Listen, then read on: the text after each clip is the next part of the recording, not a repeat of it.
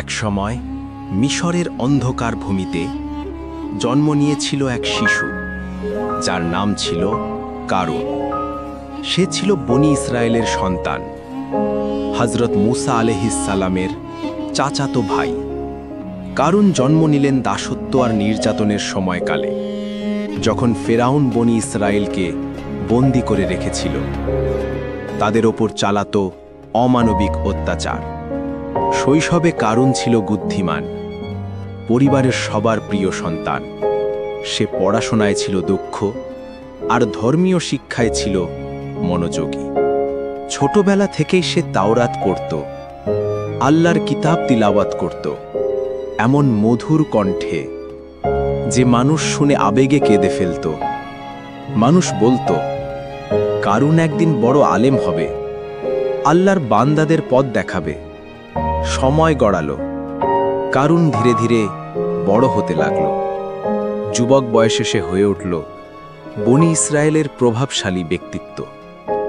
মানুষ তার জ্ঞানের প্রশংসা করত, তার ইবাদতের কথা বলতো, আর তার মধুর তিলাওয়াত শুনতে ভিড় জমাত। কিন্তু এই প্রশংসা, এই সম্মান ধীরে ধীরে তার অন্তরে জন্ম দিল অহংকার। কারুন ভাবতে শুরু করল, আমি অন্যদের মতো নই, আমি শ্রেষ্ঠ, আমি জ্ঞানী, আমি ধনীও হতে পারি। প্রথমে তার অন্তরে ছিল বিনয়, কিন্তু ধীরে ধীরে সেই বিনয় অদৃশ্য হয়ে গেল। অন্যদিকে জন্ম নিল লোভ, লোভ দুনিয়ার, লোভ সম্পদের, লোভ মানুষের প্রশংসার। যুবক কারুন এখনো ধর্মীয় দায়িত্ব পালন করত, মানুষের ইমাম হিসেবে দাঁড়াত, আল্লাহর কিতাব পড়ত। কিন্তু তার অন্তরে শুরু হয়ে গেছে এক ভয়ঙ্কর পরিবর্তন। মানুষ তাকে যত বেশি সম্মান দিল, সে তত বেশি ভুলে গেল আসল সম্মান একমাত্র আল্লাহর কাছেই। এভাবেই কারুনের শৈশব ও যুবক বয়স কেটেছিল ধর্মীয় আলো আর অহংকারের ছায়ার মাঝে, যা পরবর্তী সময়ে তাকে নিয়ে যাবে ভয়ঙ্কর পতনের দিকে। সময় গড়াচ্ছে, কারণ আর আগের সেই সরল যুবক নেই। সে এখন নামী আলেম, মানুষের চোখে সম্মানিত ব্যক্তিত্ব। কিন্তু তার অন্তরে আল্লাহর সন্তুষ্টির জায়গা দখল করে নিয়েছে দুনিয়ার লোভ। কারণ ভেবে বসল, আমার জ্ঞান আছে, আমার বুদ্ধি আছে, তাহলে ধন সম্পদও কেন থাকবে না আমার হাতে? এই চিন্তাই তাকে ঠেলে দিল এক নতুন পথে। সে ব্যবসা শুরু করল, চালাকির সাথে সোনা রূপার বাণিজ্য করল, অন্যের সুযোগ নিল, আর ধীরে ধীরে তার ভান্ডার ভরে উঠতে লাগল। কারণ একসময় আল্লাহর কিতাব তেলাওয়াত করত, কিন্তু এখন তার জিহ্বায় লেগে থাকত টাকা, সম্পদ, গর্বের ভাষা। মানুষ বলতো, কারুনের ভান্ডারে যা আছে তা মিশরের কারো কাছে নেই। তার ধন সম্পদের চাবি এত ভারী ছিল যে কয়েকজন শক্তিশালী মানুষ মিলে সেই চাবির গুচ্ছ বহন করত। সোনা, রূপা, মণিমুক্তা, কারুনের ভান্ডার ভরে উঠছিল যেন পাহাড়ের মতো স্তূপ। সে রাজকীয় পোশাক পরত, গলায় থাকত মূল্যবান অলংকার, আর রাস্তায় বের হলে মানুষ অবাক হয়ে তাকিয়ে থাকত। কিন্তু ধন সম্পদ মানুষকে যত উপরে তুলে ধরে, অহংকার তাকে তত নিচে ফেলে দেয়। কারুনের ক্ষেত্রেও তাই হলো। সে ভুলে গেল এই সম্পদ তার নিজের নয়, বরং আল্লাহর দেওয়া পরীক্ষা। বনি ইসরায়েলের সাধারণ মানুষ তাকে উপদেশ দিত, বলতো, কারুন, এত অহংকার করো না, তুমি যা পেয়েছ সবই আল্লাহর দান। তুমি দুনিয়ায় ভালো কাজ করো এবং আখেরাতের চিন্তা করো। কিন্তু কারুন হেসে উঠত, বলতো, এই ধন সম্পদ আমি আমার জ্ঞানের কারণে পেয়েছি। এ আমার পরিশ্রম, আমার বুদ্ধি, আমার প্রাপ্য। মানুষ তাকে যত সতর্ক করত, সে তত গর্ব করত। মানুষ যত উপদেশ দিত, সে তত দূরে সরে যেত আল্লাহর পথ থেকে। কারণ নিজের প্রাসাদ তৈরি করলো, সেই প্রাসাদ ঝলমল করত সোনা রূপায়, দেয়ালে ঝুলতো দামি কাপড়, মেঝেতে বিছানো থাকতো রেশম, বাইরে তার দাসদাসীরা দাঁড়িয়ে থাকতো আদেশের অপেক্ষায়। আর সে গর্ব ভরে মানুষকে দেখাতো, দেখো আমার মতো আর কেউ ধনী নেই। কিন্তু এই ধন সম্পদ তাকে সুখ দেয়নি, বরং তার অন্তর হয়ে উঠল কঠিন। তার চোখে আর করুণা রইল না। সে দরিদ্রদের দিকে তাকাতো না, বরং উপহাস করত। বনি ইসরায়েলের মানুষ একদিন তাকে বলল, কারুন, আল্লাহর পথে দাও, যারা গরিব তাদের সাহায্য করো। তুমি ধন সম্পদের পাহাড়ের মালিক, কিন্তু গরিবেরা ক্ষুধায় কাতর। কিন্তু কারুন বলল, এটা আমার ধন, আমি কাউকে দেব না। তোমরা অলস, তোমরা কিছু করো না, তাই তোমরা গরিব। এভাবেই কারুনের হৃদয় সম্পূর্ণ অন্ধকারে ঢেকে গেল। যে কণ্ঠ একসময় তাওরাত পাঠ করত, আজ সেই কণ্ঠ অহংকারে উচ্চারিত হতো। যে হাত একসময় ইবাদতে উঠত, আজ সেই হাত অলংকারে মোড়ানো, শুধু ধন সম্পদের জন্য ব্যস্ত। কারুনের ধনসম্পদের খ্যাতি এখন ছড়িয়ে পড়েছে সর্বত্র। সে আর সাধারণ ধনী নয়, সে এখন বনি ইসরায়েলের সবচেয়ে ধনী মানুষ। তার প্রাসাদ ঝলমল করত সোনা রূপার আলয়, তার ভাণ্ডার ভর্তি ছিল রত্নের স্তূপে। মানুষ যখন ক্ষুধায় কাতর, তখন কারুন মত্ত থাকত উৎসবে, মত্ত থাকত বিলাসিতায়। একদিন কারুন সিদ্ধান্ত নিল, সে মানুষের সামনে প্রদর্শন করবে তার ধনসম্পদ। সে আদেশ দিল, তার সমস্ত দাস দাসী, চাকর বাকর, সৈন্য সামন্ত সবাইকে প্রস্তুত হতে। তার অগণিত উট ও ঘোড়া সাজানো হলো, বাহারি আসবাবপত্রে বোঝাই করা হলো সোনা, রূপা আর মণিমুক্তায়। তারপর এক দীর্ঘ মিছিল বেরোল। মানুষ হতবাক হয়ে গেল। রাস্তা ভরে গেল কারুনের ধনসম্পদের ঝলমলে দৃশ্যে। মানুষের চোখ ঝলসে গেল সোনার আলয়। কেউ কেউ বলল, হায়, যদি আমাদের কাছেও এই রকম সম্পদ থাকত, তাহলে আমরাও ধনী হয়ে যেতাম, আমরাও উপভোগ করতাম বিলাসিতা। কিন্তু বনি ইসরায়েলের আল্লাহ ভক্ত লোকেরা বলল, হায় আফসোস, তোমরা কি ভুলে গেলে আল্লাহর কাছে আখিরাতের জীবনই শ্রেষ্ঠ। যারা ধৈর্য ধরে, আল্লাহ তাদের পুরস্কৃত করেন। দুনিয়ার ধন কিছুই নয়, আসল ধন আখিরাতের জান্নাত। তারা মানুষকে সাবধান করল, কারুনের মতো হয়ো না, সে যে পথে যাচ্ছে তা ধ্বংসের পথ। কিন্তু কারুন শুনল না, বরং সে অহংকারে বলল, আমি এসব সম্পদ আমার জ্ঞানের কারণে পেয়েছি, এগুলো আমার মস্তিষ্কের ফসল, এ আমার প্রাপ্য। সে ভাবল, আল্লাহ তার ধনসম্পদে কোনো ভূমিকা রাখেননি, সব কিছুই তার নিজের অর্জন। মানুষের হৃদয়ে মিশে গেল ঈর্ষা আর প্রলোভন। কেউ তার ধন দেখে মোহিত হল, কেউ আবার ঘৃণা করল, কেউ আবার সাবধান হতে লাগল। অহংকারে পতন নিশ্চিত। কারুনের প্রদর্শনী ছিল ভয়ঙ্কর এক দৃশ্য। উটের পিঠে বোঝাই করা হতো সোনার পাত্র, ঘোড়ার গায়ে পরানো হতো রেশমের সাজ, তার চাকরদের হাতে থাকত মণিমুক্তার থালা। আর কারুন নিজে হেঁটে যেত অহংকারে বুক ফুলিয়ে। তার পোশাক ঝলবল করত, তার চেহারায় ফুটে উঠত গর্বের হাসি। সে মানুষকে দেখাতে চাইত, দেখো তোমরা গরিব, আমি ধনী, আমার মতো কারো কিছু নেই। এভাবে কারুনের অন্তরে অহংকার দিন দিন বাড়তে লাগল। সে ভুলে গেল, যে সম্পদ আল্লাহ দিতে পারেন, আল্লাহ চাইলে মুহূর্তেই কেড়ে নিতে পারেন। কারুন তার ধনসম্পদে গর্ব করল, মানুষের সামনে প্রদর্শনী করল, দরিদ্রদের অবজ্ঞা করল। কিন্তু সে জানত না, তার এই দম্ভই তাকে নিয়ে যাচ্ছে এক ভয়ঙ্কর পরিণতির দিকে। কারণ এখন পুরোপুরি ডুবে গেছে অহংকারে। তার চোখে আর কারো মর্যাদা নেই, তার কানে আর কারো উপদেশ পৌঁছায় না। সে ভুলে গেছে তার শৈশবের সরলতা, ভুলে গেছে তার ধর্মীয় দায়িত্ব, ভুলে গেছে আল্লাহর দান। বনি ইসরায়েলের মানুষ বারবার তাকে উপদেশ দিত।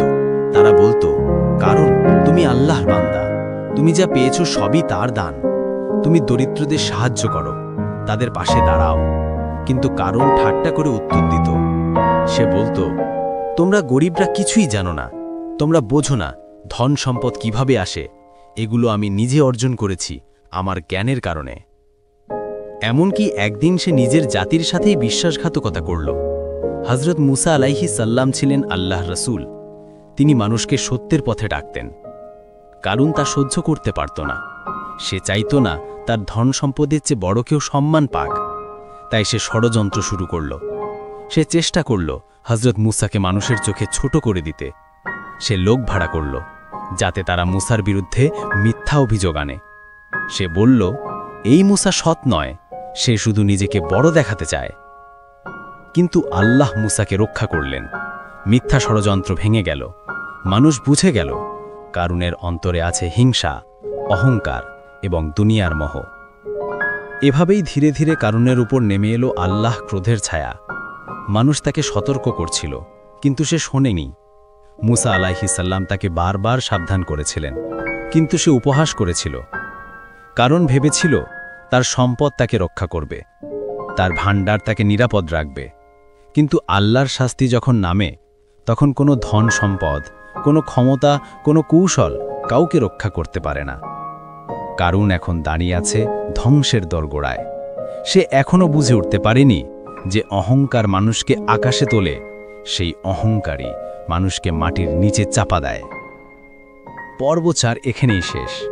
পরবর্তী পর্বে শোনা যাবে কারুনের ধন সম্পদ নিয়ে মানুষের প্রতিক্রিয়া, তার গর্বিত প্রদর্শনের পরিণতি এবং ধ্বংসের সূচনা। গভীর রহস্যময় কণ্ঠে। কারুন এখন ধন সম্পদের পাহাড়ের মালিক।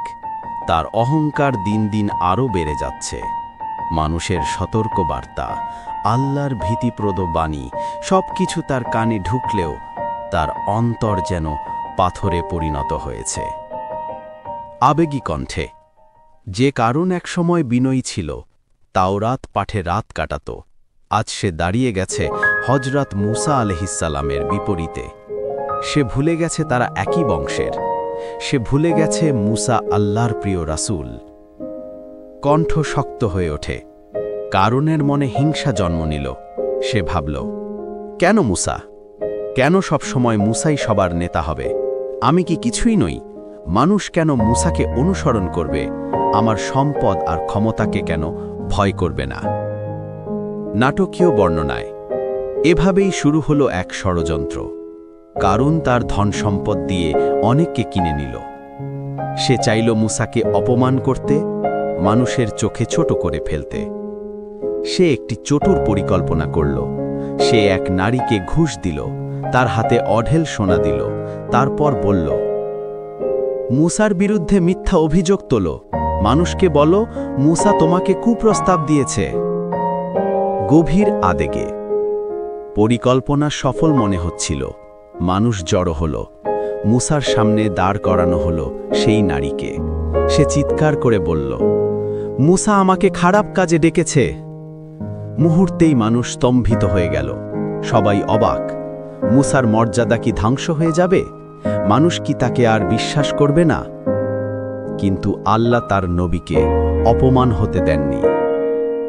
কণ্ঠ ভারী, ধীরে ধীরে আল্লাহ সেই নারীর অন্তর পাল্টে দিলেন।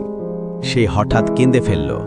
সে বলল, আমি মিথ্যা বলেছি, মুসা নির্দোষ, কারণ আমাকে ঘুষ দিয়ে এই অভিযোগ আনতে বলেছিল। মানুষ স্তম্ভিত হয়ে গেল। কারুনের ষড়যন্ত্র ভেসে গেল পানির মতো। মুসা আলাইহিস সালাম মুক্ত হলেন, আর কারুনের মুখোশ খুলে গেল। আবেগময় কণ্ঠে কারুন মানুষকে ঘৃণা করতে শুরু করল।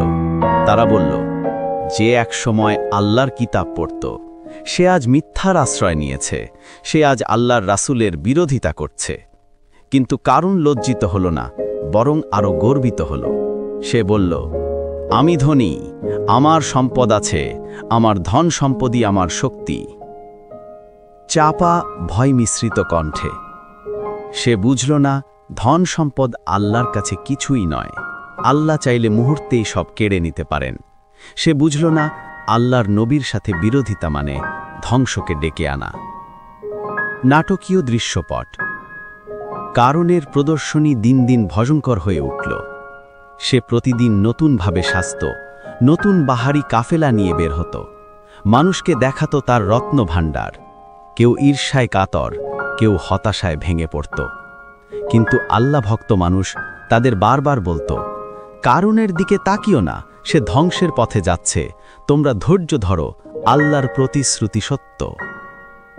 গভীর ধীরে ধীরে। কারণ এখন চরম পর্যায়ে পৌঁছে গেছে। সে মূসাকে হেয় করার চেষ্টা করল, মানুষকে প্রলুব্ধ করল, নিজের ধন দেখিয়ে গর্ব করল। কিন্তু প্রতিটি পদক্ষেপে সে ধীরে ধীরে এগোচ্ছে নিজের কবরের দিকে। সমাপ্তি। সতর্কবার্তা ভঙ্গিতে।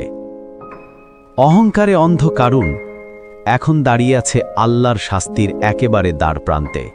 সে এখনো ভাবে তার ধন সম্পদ তাকে রক্ষা করবে, কিন্তু আল্লাহর শক্তির সামনে কোনো ধন, কোনো ক্ষমতা কিছুই টিকবে না। পর্ব 6 এখানেই শেষ।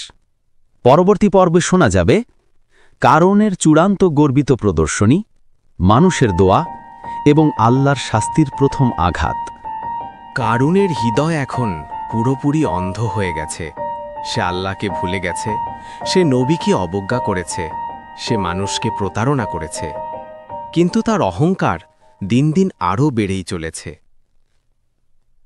একদিন কারুন সিদ্ধান্ত নিল সে এমন এক প্রদর্শনী করবে যা দেখে মানুষ বিস্ময়ে স্তব্ধ হয়ে যাবে। সে চাইল মানুষ তার ধন দেখে মোহিত হোক। সে চাইল মানুষ তার প্রাসাদের দিকে তাকিয়ে হাহাকার করুক। সে আদেশ দিল তার সব ভাণ্ডার থেকে সোনা বের করা হোক, রূপার থালা সাজানো হোক, রত্ন ভাণ্ডার খোলা হোক, সেলা কাপড় আর বাহারি অলংকার বের করা হোক। শহরের রাস্তায় বের হলো এক বিশাল কাফেলা। উট আর ঘোড়ার পিঠে বোঝাই করা হলো সোনার স্তূপ। রত্ন খচিত পাত্র ঝলমল করছিল সূর্যের আলোয়। চাকররা হাতে নিয়ে চলছিল মুক্তোর থালা। নারীরা পরেছিল দামি পোশাক, পুরুষরা গলায় পরেছিল রত্ন খচিত মালা। আর সবার মাঝে কারুন হাঁটছিল অহংকারে বুক ফুলিয়ে। তার পোশাক ঝলমল করছিল সোনার ঝিকিমিকিতে।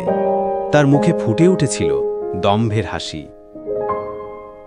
মানুষ স্তম্ভিত হয়ে গেল। কেউ বলল, হায়, কারুনের মতো যদি আমাদেরও সম্পদ থাকত।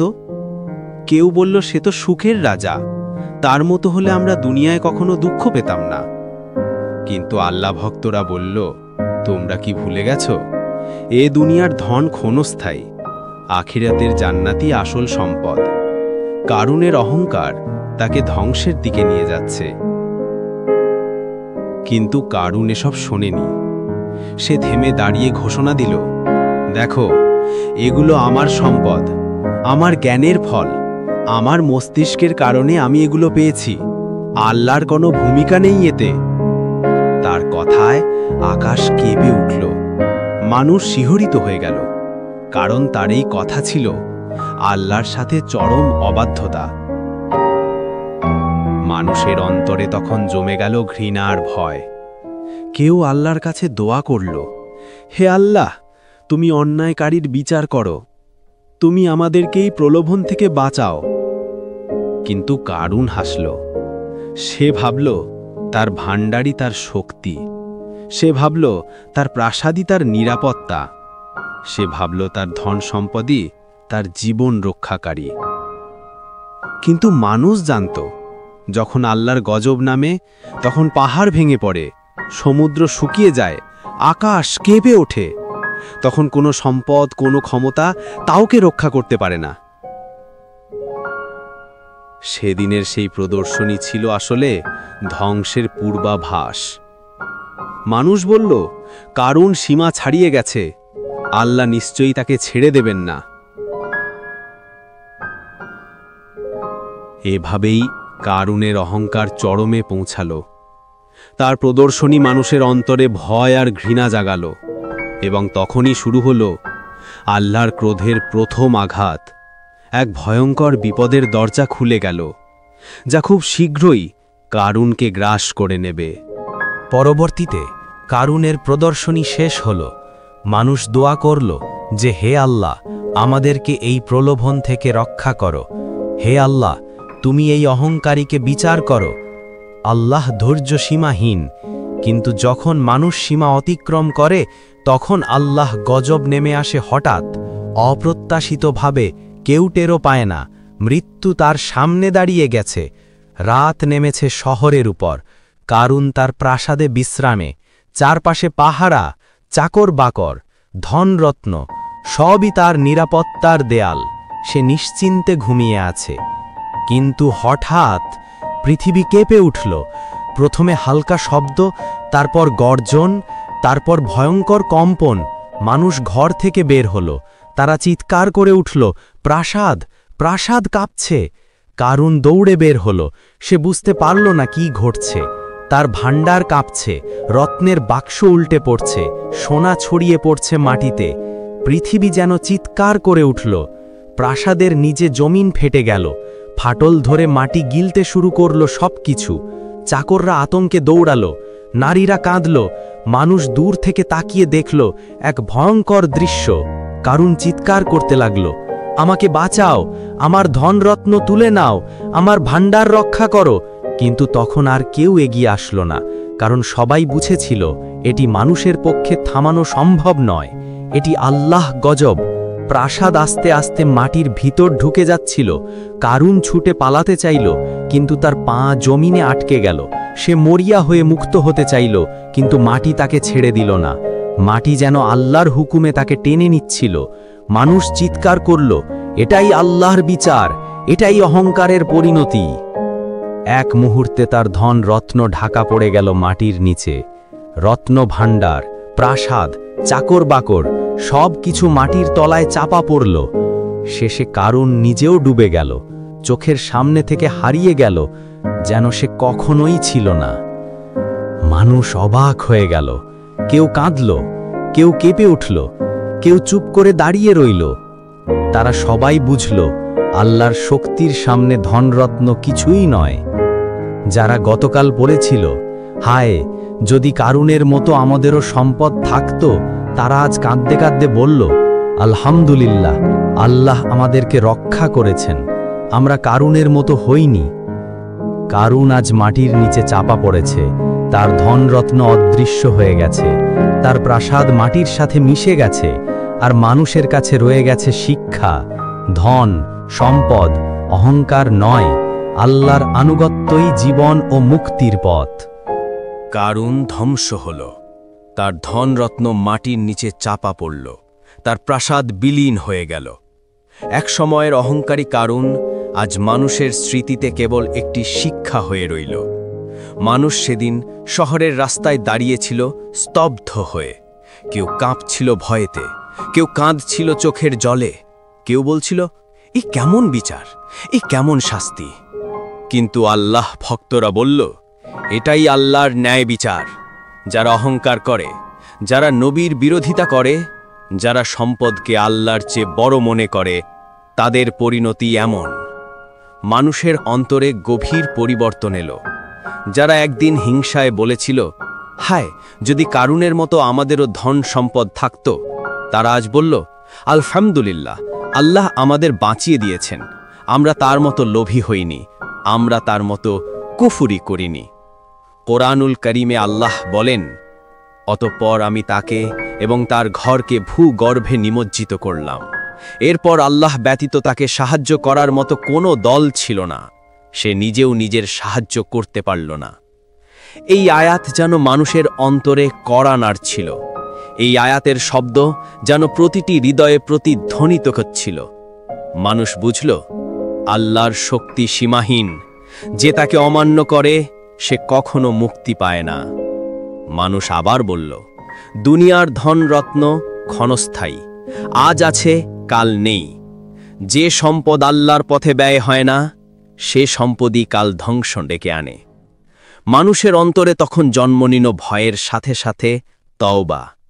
অনেকে সেদিন থেকে নিজের জীবন বদলালো, অনেকে প্রতিজ্ঞা করল, আমরা কখনো কারুনের পথে হাঁটব না, আমরা কখনো অহংকার করব না, আমরা সর্বদা আল্লাহ এর আনুগত্য করব।